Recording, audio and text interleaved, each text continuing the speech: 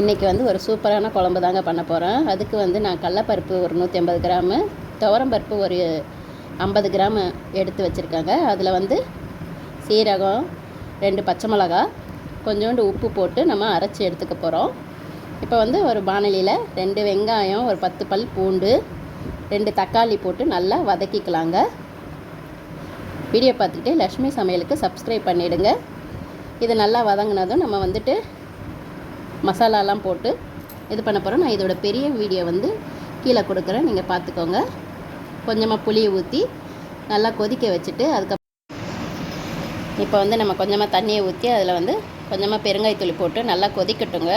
அதுங்களையும் நம்ம அரைச்சி வச்சுருந்த அந்த மாவு வந்து நம்ம வெங்காயம் பொடி பொடியாக கட் பண்ணி வச்சுருக்க அதை போட்டு உருண்டை பண்ணி எடுத்துக்கலாம். இப்போ நம்ம இதெல்லாமே உருண்டை போட்டு எடுத்தாச்சுங்க. இப்போ வந்து குழம்பு நல்லா கொதிக்குது. அதில் வந்து ஒவ்வொன்றா இந்த உருண்டையை சேர்த்துக்கலாங்க. இது உருண்டை சேர்த்ததும் நம்ம ஸ்லோவில் வச்சுட்டு ஒரு 15 நிமிஷம் நல்லா வேகட்டும். அதுக்கப்புறமா நல்லா வெந்ததும் குழம்பு திக்காக இருக்கும் பாருங்கள்.